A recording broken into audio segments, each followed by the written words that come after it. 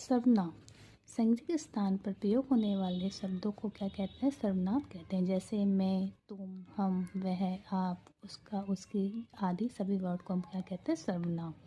सर्वनाम के 6 प्रकार होते हैं जो क्वेश्चन हमारे कॉम्पिटिटिव एग्जाम या बीएड में या हमारे एनटीटी, पीआरटी, सीटेट में पूछे जाते हैं। तो पहला है पुरुषवाचक सर्वनाम। इसमें 3 टाइप के पुरुष होते हैं, प्रथम पुरुष, मध्यम पुरुष, अन्य पुरुष। प्रथम पुरुष कौन होते हैं? मैं, हम, जो बोलने वाला हो गया। मध्यम पुरुष सुनने वाले थे, तुम और आप। अन्य पुरुष में अन्य से वह, वे, वो कौन सकते हैं? अन्य पुरुष। निश्चयवाचक सर्वनाम किसी निश्चित व्यक्ति या वस्तु का बोध होता है तो उसे निश्चयवाचक सर्वनाम कहते हैं। जैसे यह है और वह मेरा घर। कहाँ है? निश्चित है कि वह है मेरा घर। यह सो रही है, मतलब किसी को इशारा करते हैं यह सो रही है, तो ये निश्चयवाचक सर्वनाम कहलाएगा।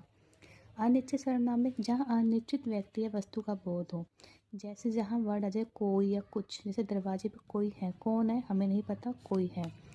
अपने कोई आने वाला है, कौन आने वाला नहीं पता, तो ये क्या हो गया? अनिश्चित सर्वनाम। प्रश्नवाचक सर्वनाम क्या है? जहाँ प्रश्न पूछने के लिए प्रयोग होता है। जैसे इसके अंत में क्वेश्चन मार्क आ जाएगा या कौन, क्या वर्ड यूज होंगे।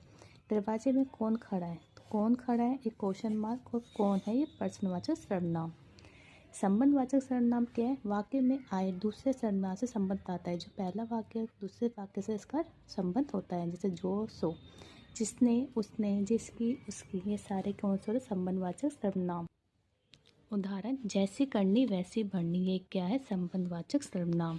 निजवाचक सर्वनाम क्या होते हैं? जहाँ पे स्वयं अपनेपन का बोध हो उसे निजवाचक सर्वनाम कहते हैं। जैसे आप, स्वयं, खुद, अपने आप, ये सब क्या? निजवाचक सर्वनाम।